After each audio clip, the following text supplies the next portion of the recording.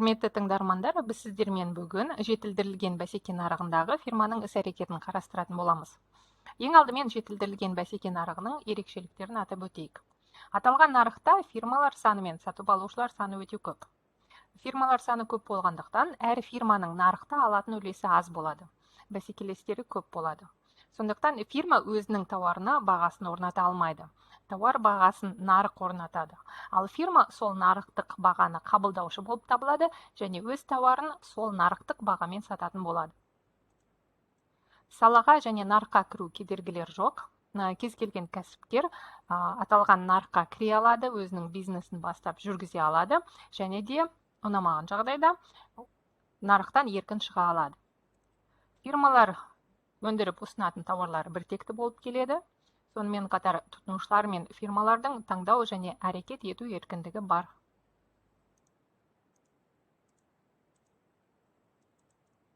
Біз сіздермен қысқа мерзімдегі фирманың іс-әрекетін қарастыратын боламыз және бұл теорияны түсіндіру үшін біз шығындар қисық сызықтарын қолданатын боламыз. Алдарыңыздағы графикте біз X өсінен тауарлар көлемін белгілейміз, ал Y өсінен фирма шығындарын белгілейміз.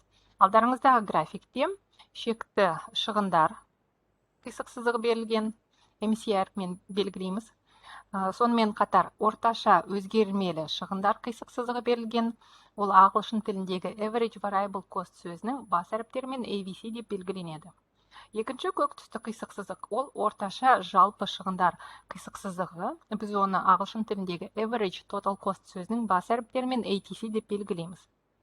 Орташа жалпы шығындар мен орташа өзгермелі шығындар арасындағы мына алшақтық ол орташа тұрақты шығындардың көлемі болып табылады. Орташа тұрақты шығындарды біз ағылшын тіліндегі average fixed cost сөзінің бас әріптерімен AFC деп белгілейміз. Қысқа мерзімдегі фирманың іс-әрекеті баға деңгейіне тәуелді болады. Айталық, нарықтағы баға деңгейі фирманың орташа өзгермелі шығындар деңгейінен төмен деңгейде орнады деп есептейік. Егер де баға мына алдарыңыздағы графикте көлденең сары түспен белгіленген орташа өзгермелі шығындар деңгейінен төмен мына аралықта орнаған жағдайда, фирма өндірісті тоқтату стратегиясын жүзеге асырады. Себебі тым төмен баға фирманың орташа өзгермелі шығындарын өтемейді. Сондықтан фирмаға уақытша өндірісті тоқтата тұрған тиімді болып табылады.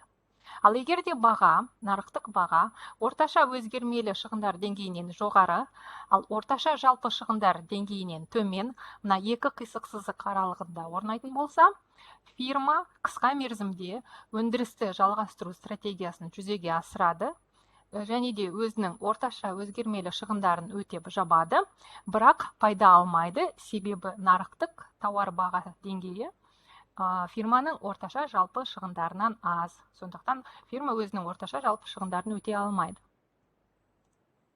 Ал егер де нарықтағы тауар бағасы фирманың орташа жалпы шығындар қисық сызығынан жоғары мына аралықта орнайтын жағдайда, фирма өндірісті жалғастырады, өзінің орташа жалпы шығындарын өтеп жабады, сонымен қатар пайда алады. Аталған теорияны енді мысал негізінде тағы бір қарастырып өтейік. Айталық, фирманың орташа өзгермелі шығындары 5 теңгеге тең, ал орташа жалпы шығындары 9 теңгеге тең. Егер де орташа жалпы шығындардан орташа өзгермелі шығындарды шегеретін болсақ, біз орташа тұрақты шығындарды анықтай аламыз. Алдымыздағы мысалда орташа тұрақты шығындар 9 теңге минус 5 теңге 4 теңгеге тең болады. Алдымыздағы нарықта тауардың бастапқы бағасы 3 теңгеге тең болды деп есептейік. Егер де тауар бағасы 3 теңгеге тең болған жағдайда, фирма өндірісті тоқтату стратегиясын жүзеге асырады, себебі тауар бағасы тым төмен, ал фирманың шығындары, бір өнімге кеткен шығындары 9 теңгеге тең. Егер де тауар бағасы өсіп 7 теңгеге дейін көтерілген жағдайда, фирма қысқа мерзімде өндірісті жалғастыру стратегиясын жүзеге асырады және фирма өзінің орташа өзгермелі шығындарын өтейді, бірақ фирманың жабылмаған шығындары минус 2 теңгеге тең болады. 9 теңге минус 7 теңге фирма өзінің орташа жалпы шығындарының қосымша 2 теңгесін өтей алмайды.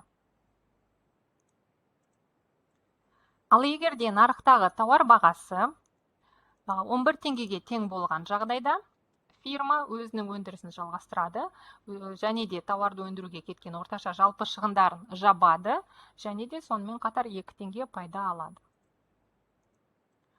Тауар бағасы 7 теңгеге тең болғанда, неліктен фирма өндірісті жүзеге асырады? Себебі фирмаға нарықтан кеткен жағдайда фирманың шығындары 9 теңгеге тең болады. Ал фирма өзінің қызметін жалғастырып, тауарды 7 теңгеге сатқанда, фирманың шығындары 2 теңгеге тең болады. Сондықтан бұл жағдайда фирмаға тауарды арзандау бағамен сатып, нарықта өз өндірісін қысқа мерзімде жалғастырған тиімдірек.